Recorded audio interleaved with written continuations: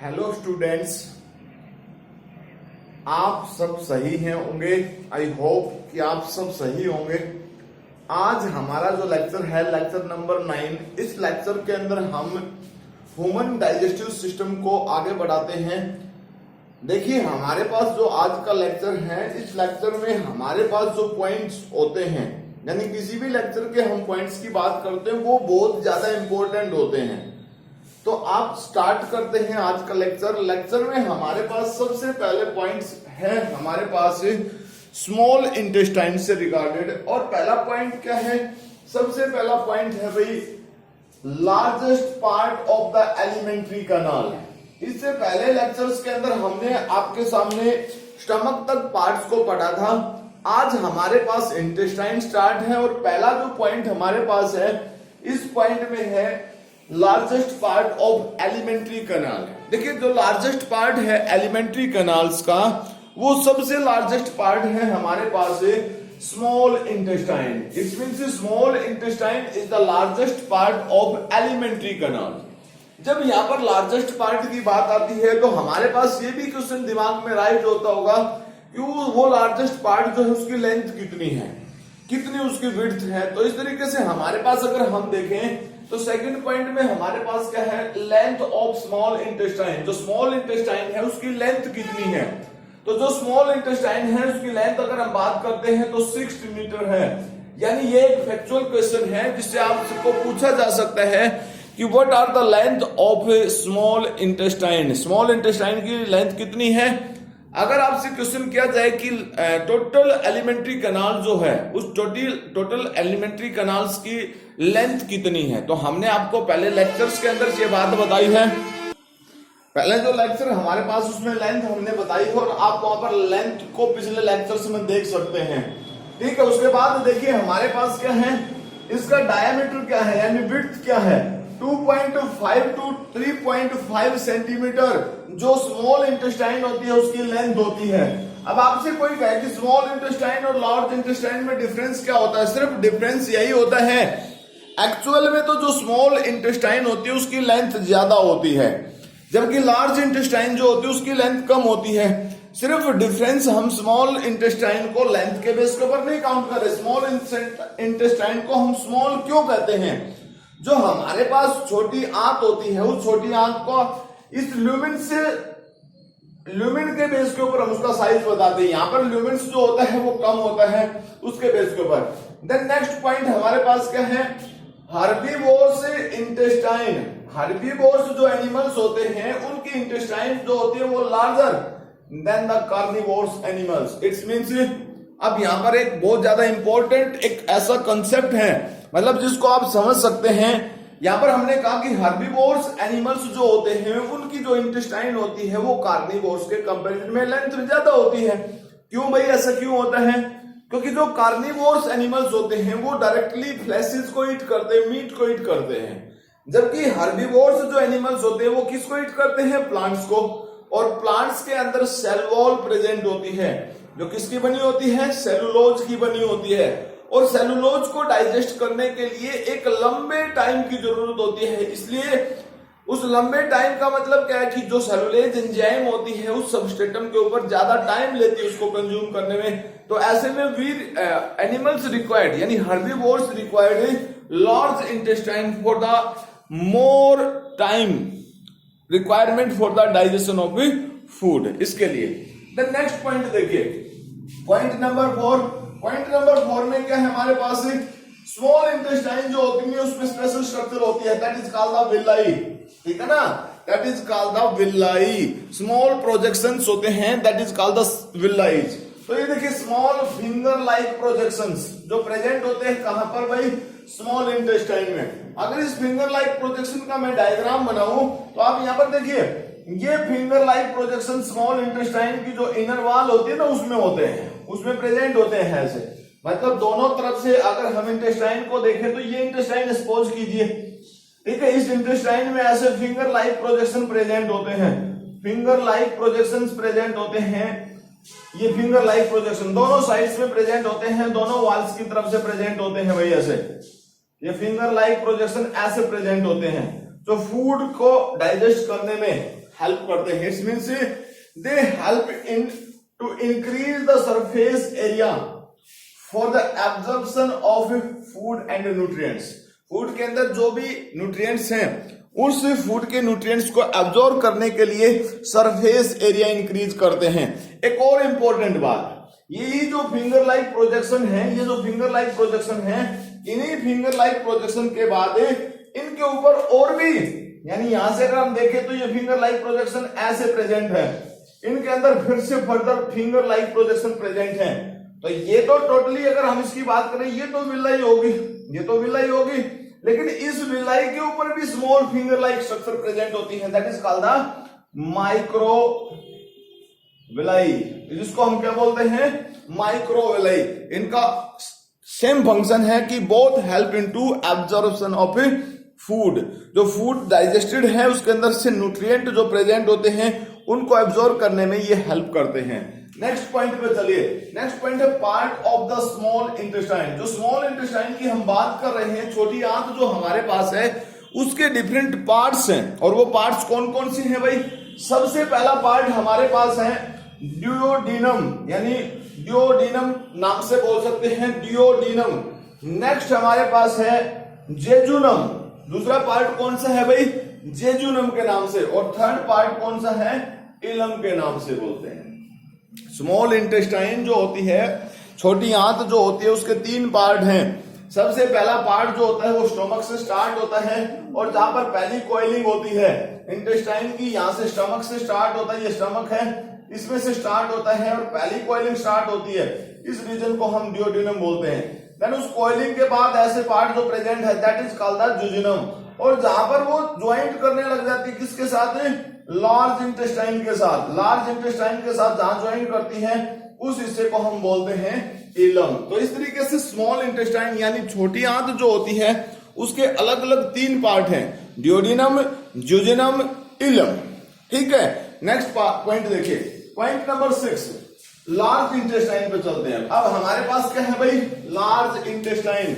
Large intestine के बारे में देखिए, लार्ज इंटेस्टाइन जो होती है उसकी लेंथ कितनी है, लार्ज इंटेस्टाइन जो होती है उसकी लेंथ होती है, उसकी लेंथ स्मॉल इंटेस्टाइन के कंपैरिजन में कम होती है। यानी लार्ज नाम से लार्ज है, बड़ी आंत। इसका नाम बड़ी है क्यों, किसके बेस के ऊपर, मैंने आपको पहले भी बताया था कि ये साइज के बेस के ऊपर तो स्मॉल इंटेस्टाइन से छोटी है लेंथ के बेस के ऊपर, बट इसका डायमीटर जो होता है ना, डायमीटर, स्पेशली हम किसकी बात कर रहे हैं, डायमीटर की बात कर रहे हैं। आप इस डायमीटर वाले पॉइंट को देखिए, जो स्मॉल इंटेस्टाइन है वहां पर डायमीटर जो हमारे पास स्मॉल इंटेस्टाइन में प्रेजेंट होता है वो देखिए यहां पर कितना डायमीटर है, 2.5 टू 3.5 सेंटीमीटर है, लेकिन यहां पर देखिए आप डायमीटर कितना है, 4 टू 6 सेंटीमीटर। यानी यहां इस लार्ज इंटेस्टाइन में जो डायमीटर है वो ज्यादा है स्टूडेंट्स, और यहां पर डायमीटर कम है। तो इसी डायमीटर के बेस के ऊपर इसको हम छोटी आंत बोलते हैं, स्मॉल इंटेस्टाइन, और इसको हम लार्ज इंटेस्टाइन यानी बड़ी आंत के नाम से बोलते हैं। नेक्स्ट पॉइंट देखिए, नेक्स्ट पॉइंट हमारे पास क्या है, no digestion in large intestine. Large intestine एक ऐसा पार्ट है जिसके अंदर किसी तरीके का कोई डाइजेशन नहीं होता, सबस्ट्रेटम का, किसी भी फूड के कॉन्स्टिट्यूएंट मटेरियल का कोई भी डाइजेशन नहीं होता। अब डाइजेशन नहीं होता उसमें क्या होता है फिर, only help into the absorption of A digestive. जो भी हमारे पास डाइजेस्टेड फूड है उस डाइजेस्टेड फूड को वो सिर्फ किस चीज में हेल्प करती है, एब्जॉर्प्शन में हेल्प करती है, ओनली हेल्प इन एब्जॉर्प्शन। ठीक है ना, किस में हेल्प करती है, केवल और केवल उसको एब्जॉर्ब करने में, अवशोषित करने में, न कि उसका ब्रेक डाउन करने में। नेक्स्ट पॉइंट देखिए, पार्ट्स ऑफ लार्ज इंटेस्टाइन। जो लार्ज इंटेस्टाइन होते हैं उसके कुछ पार्ट होते हैं, लाइक दैट केइकम, सबसे पहला पॉइंट है केइकम, दूसरा होता है कोइलॉन पार्ट, एंड थर्ड जो होता है उसको बोलते हैं हमें रेक्टम। अब आपको थोड़ा सा इससे पहले वाले लेक्चर में जो हमने डाइजेस्टिव सिस्टम बनाया था उस डाइजेस्टिव सिस्टम के अंदर हमने आपके सामने डायग्राम ड्रॉ करके दिखाया था। उस डायग्राम का एक छोटा सा हिंट मैं आपको देता हूं। यहां स्मॉल इंटेस्टाइन जो होती है वो लार्ज इंटेस्टाइन से कंबाइन हो जाती है। जब लार्ज इंटेस्टाइन से कंबाइन होती है तो लार्ज इंटेस्टाइन इस तरीके से बढ़ती है, यहां लार्ज इंटेस्टाइन ऐसे बढ़ती है और ऐसे स्ट्रक्चर बना लेती है। ऐसे स्ट्रक्चर बना लेती है। ठीक है, आपको थोड़ा सा ध्यान होगा। तो इस लार्ज इंटेस्टाइन के अंदर अलग अलग पोर्शन प्रेजेंट है। हमने नाम बताया केइकम, कोलोन और रेक्टम। ये जो पोर्शन प्रेजेंट है भाई, ये जो पार्ट प्रेजेंट है, इसको हम किसके नाम से बोलते हैं? This one is called the caecum. This one is called the caecum portion. यानी जहां पर वर्मीफॉर्म अपेंडिक्स प्रेजेंट होता है, उस रीजन को हम किसके नाम से बोलते हैं? केइकम के नाम से बोलते हैं। देन उसके बाद हमारे पास नेक्स्ट पार्ट है भाई colon. This one is the colon. Colon also divided into 3 parts. ठीक है ना, 3 पार्ट्स में। This one is the ascending colon, जो ऊपर की तरफ बढ़ रही है। This one is the ascending colon, जो यहां से इस तरीके से इस फॉर्म में इधर गई हुई है। This one is called the transverse colon. और जो अब फिर से ऊपर से नीचे की तरफ आ रही है, this one is called the descending colon. और सबसे लास्ट वाला पोर्शन क्या है? जो एस शेप स्ट्रक्चर बनाता है, यहां S shape structure, that is called the sigmoid structure. और इस सिग्मोइड स्ट्रक्चर का सबसे एंड पॉइंट जो प्रेजेंट होता है, this one is called the rectum. ये जो पार्ट है ना यहाँ पर, ये जो पार्ट्स यहाँ पर प्रेजेंट है हमारे पास, ये जो पार्ट्स है इसको देखिए आप, this one is called the rectum. ये रीजन जो है ये आर के नाम से rectum, and this one is the anus.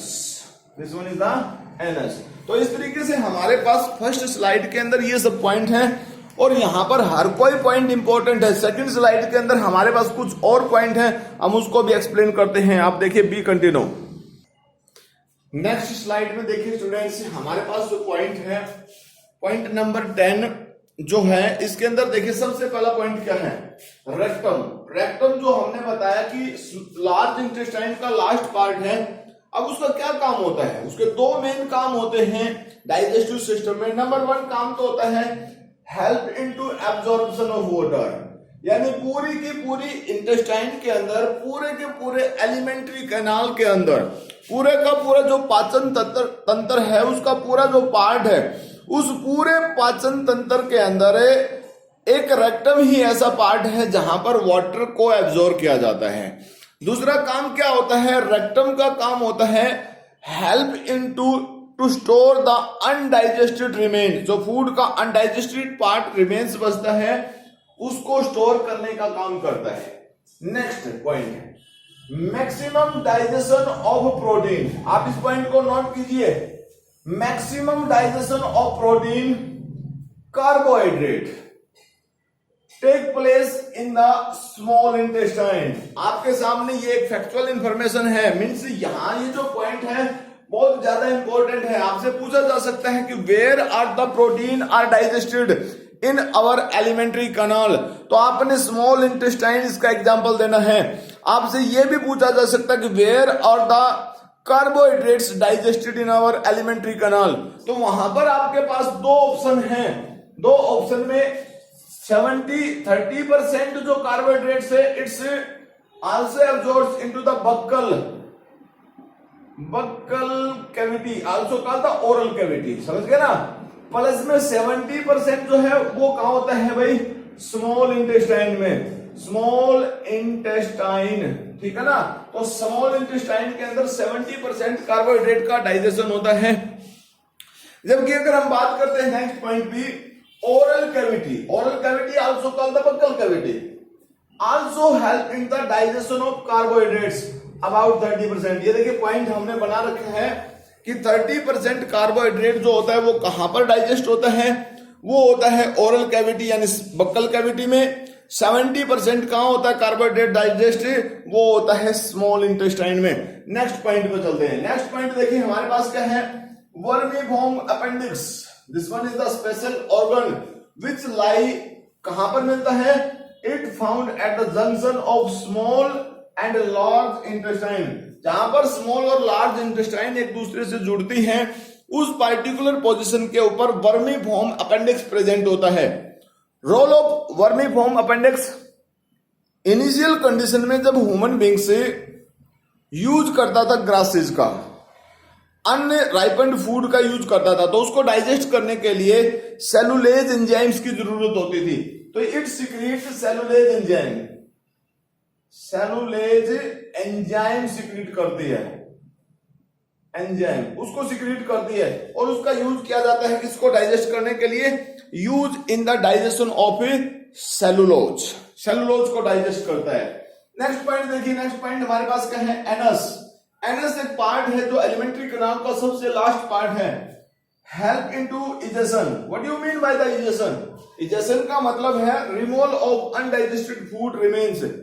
Food के डाइजेशन के बाद जो फूड ऐसा बचता है जिसको डाइजेस्ट नहीं किया जा सकता, उस फूड को स्टोर कहां किया जाता है, यहां इस रेक्टम में स्टोर किया जाता है। लेकिन जब वो रेक्टम वाला पोर्शन फिलअप हो जाता है तो ऐसी सिचुएशन में उसको एलिमिनेट किया जाता है बॉडी से बाहर।